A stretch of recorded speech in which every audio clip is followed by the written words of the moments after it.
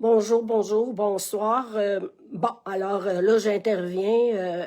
C'est rare ces temps-ci, mais je trouve qu'on vit une situation tellement grave au Québec avec la loi que le gouvernement est en train de faire passer, en fait, qu'il a fait passer par la force en pleine nuit, euh, euh, pour les médecins et les médecins spécialistes. L'impact, là, est énorme parce que la CAQ a été élue parce qu'il disait « Ah, nous autres, on garantit que tout le monde va avoir son médecin de famille d'ici, je ne sais pas trop quand. » Ils sont à la fin de leur mandat. Euh, il n'y a pas vraiment eu d'amélioration.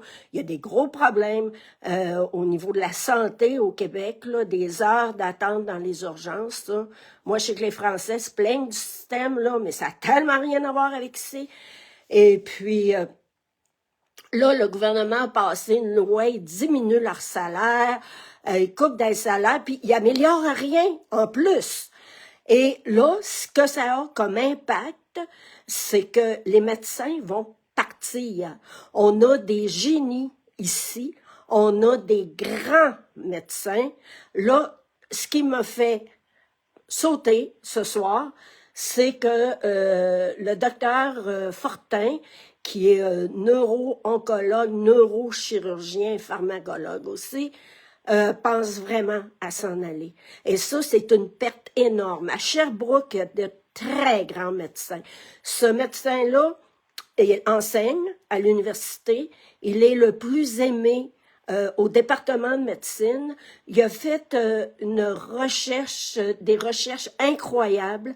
Et moi, la santé, c'est quelque chose qui me touche beaucoup et qui est très importante pour moi. Mon fils a eu un cancer du cervelet à l'âge de 4 ans, en 1987.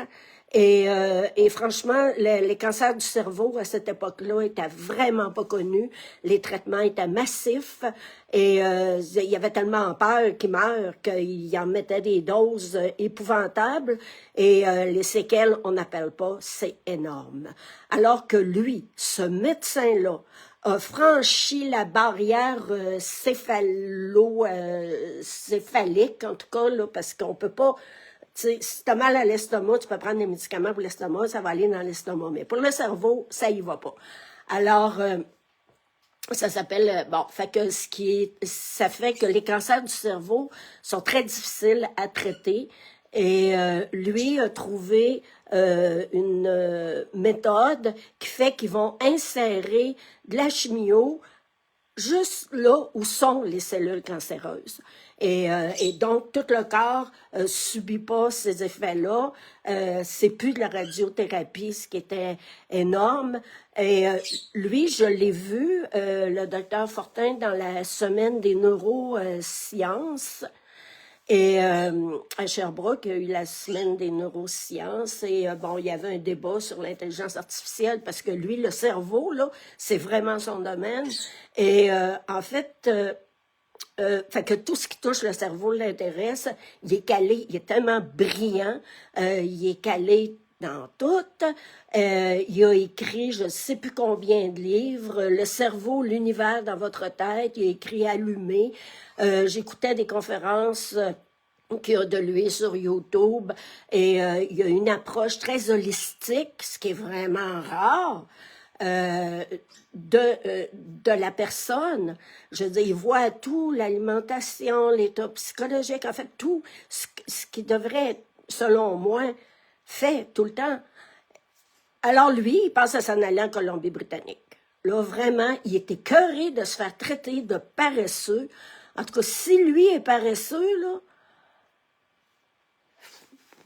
il n'y a personne de pas paresseux, hein?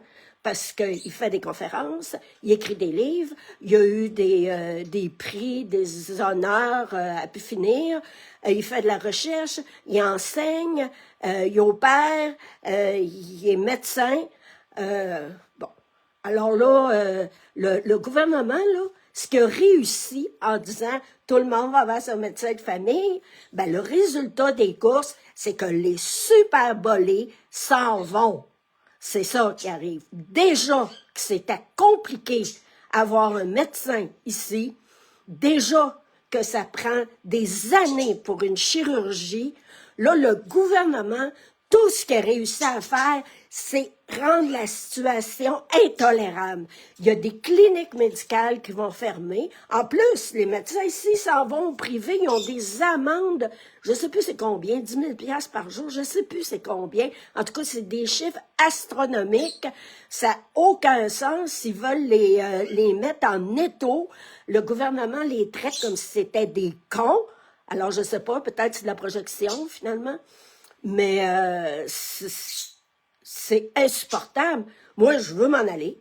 Si les médecins s'en vont, déjà que c'est tellement compliqué de s'occuper de sa santé. En plus, moi, je suis vieille, là. Fait que plus on est vieux, j'ai de la visite. Plus on est vieux, moins on est traité.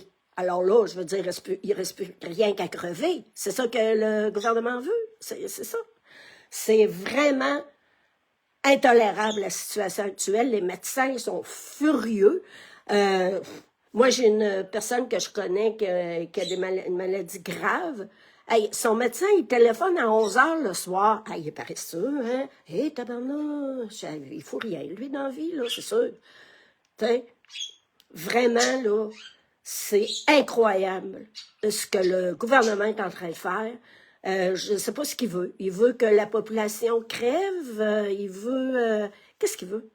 Je ne sais pas ce qu'ils font, mais en tout cas, ils n'ont pas fait grand-chose qui a de l'allure depuis qu'ils sont là, à part faire des déficits de je ne sais plus combien de milliards dans des projets où on ne sait pas qui s'en est mis plein les poches, mais sûrement du monde, vu que ça a coûté plus d'1 milliard, puis ça devait être bien en bas de tout ça, que bon. Je veux dire, ils vont de scandale en scandale, ils dépensent à outrance l'argent de la population, ils foutent les médecins dehors. Hey, là, je sais pas. C'est vraiment décourageant, là. C'est vraiment décourageant. Ça veut dire que au lieu d'être 56 heures d'attente aux urgences, ça va être 4 jours.